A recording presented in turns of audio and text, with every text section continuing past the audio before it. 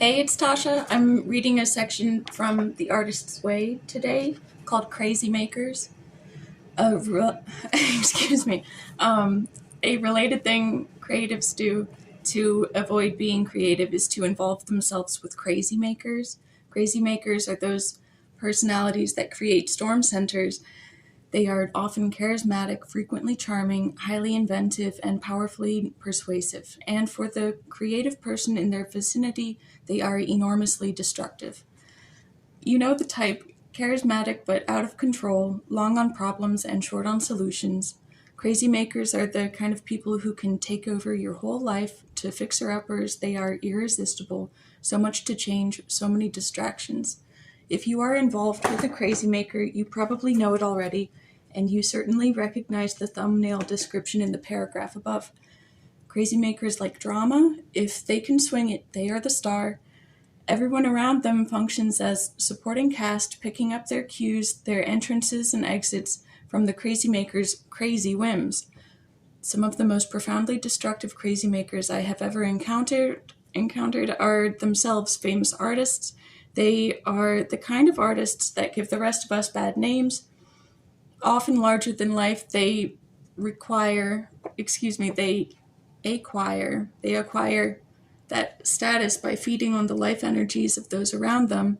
For this reason, many of the most crazy artists in America are found surrounded by a cadre of supporters, as talented as they are, but determined to subvert their own talent in the service of the crazy-making king.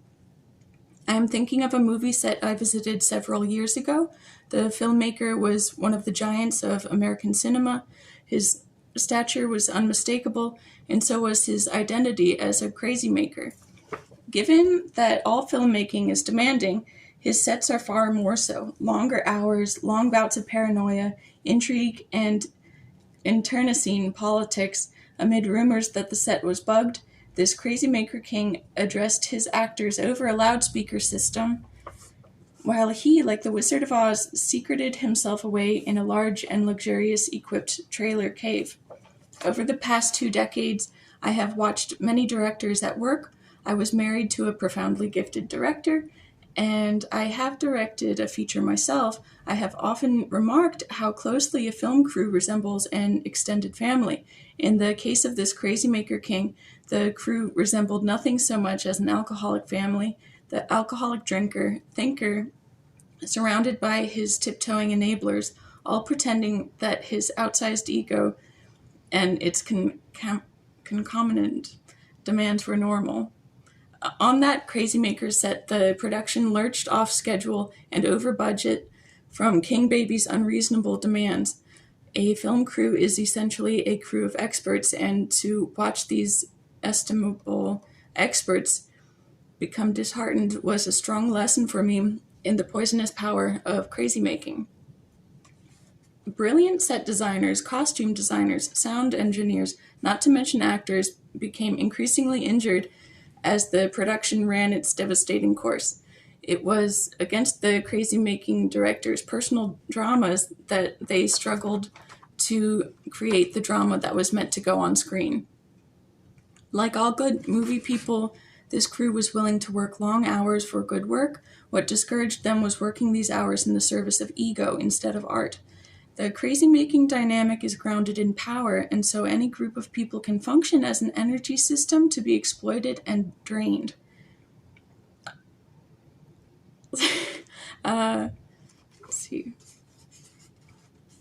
Crazy makers can be found in almost any setting, in almost any art form.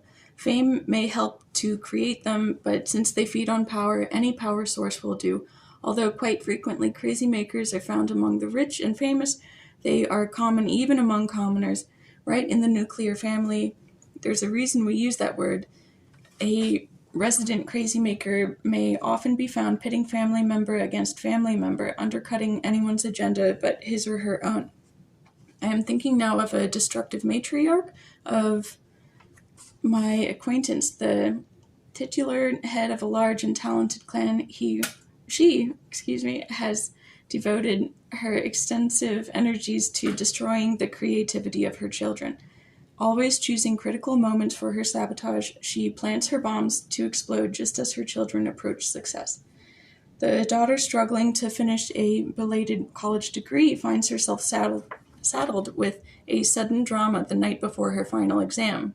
The son with a critical job interview is gifted with a visitation just when he needs to focus the most. Do you know what the neighbors are saying about you? The crazy maker will often ask. And the beleaguered student mother will hear a horrific round of gossip that leaves her battered, facing her exam week beset with feelings of what's the use? Do you realize you're ruining your own marriage with this possible new job? And the son's hopeful career move is ashes before it begins. Whether they appear as your overbearing mother, your manic boss, your needy friend, or your stubborn spouse, the crazy makers in your life share certain destructive patterns that make them poisonous for any sustained creative work. Crazy makers break deals and destroy schedules. They show up 2 days early for your wedding and expect to be waited on hand and foot. They rent a vacation cabin larger and more expensive than the one agreed upon, and then they expect you to foot the bill. Crazy makers expect special treatment. They suffer a wide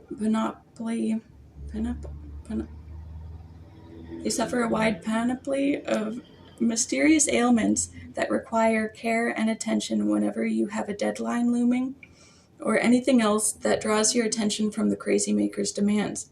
The crazy maker cooks her own special meal in a house full of hungry children and does nothing to feed the kids. The crazy maker is too upset to drive right after he has vented enormous verbal abuse on the heads of those around him. I am afraid Daddy will have a heart attack, the victim starts thinking, instead of, how do I get this monster out of my house? Crazy makers discount your reality. No matter how important your deadline or how critical your work trajectory at the moment, crazy makers will violate your needs. They may act as though they hear your boundaries and will respect them, but in practice, act is the operative word. Crazy makers are the people who call you at midnight or 6 a.m. saying, I know you asked me not to call you at this time, but crazy makers are the people who drop by unexpectedly to borrow something you can't find or don't want to lend them. Even better, they call and ask you to locate something they need, then fail to pick it up. I know you're on a deadline, they say, but this will only take a minute, your minute. Crazy makers spend your time and money. If they borrow your car, they return it late with an empty tank. Their travel arrangements always cost you time or money. They demand to be met in the middle of your workday at an airport miles from town. I didn't bring taxi money, they say when confronted with, but I'm working. Crazy makers triangulate those they deal with. Because crazy makers thrive on energy, your energy, they set people against one another in order to maintain their own power position dead center. That's where they can feed most directly on the negative energies they stir up. So-and-so was telling me you didn't get to work on time today, a crazy maker may relay. You obligingly get mad at so-and-so and miss the fact that the crazy maker has used hearsay to set you off kilter emotionally. Crazy makers are expert blamers. Nothing that goes wrong is ever their fault, and to hear them tell it, the fault is usually yours. If you hadn't cashed that child support check, it would never have bounced, one crazy-making ex-husband told his struggling for serenity former spouse. Crazy makers create dramas, but seldom where they belong. Crazy makers are often blocked creatives themselves. Afraid to effectively tap their own creativity, they are loath to allow that same creativity in others. It makes them jealous. It makes them threatened. It makes them dramatic at your expense. Devoted to their own agendas, crazy makers impose these agendas on others. In dealing with a crazy maker, you are dealing always with the famous issue of figure and ground.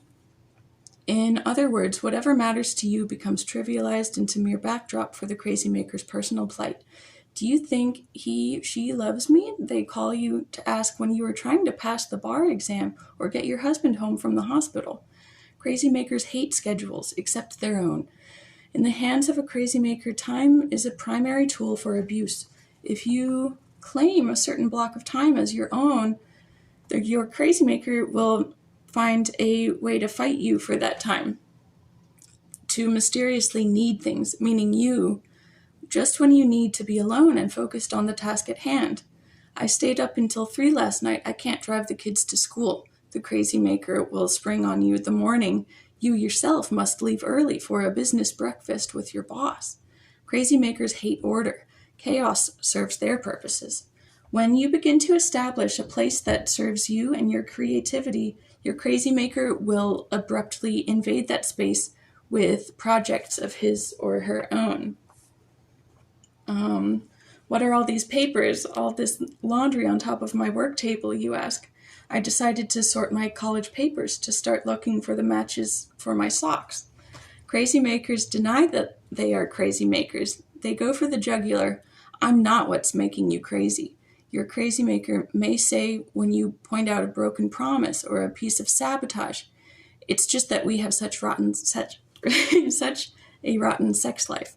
If crazy makers are that destructive, what are we doing involved with them?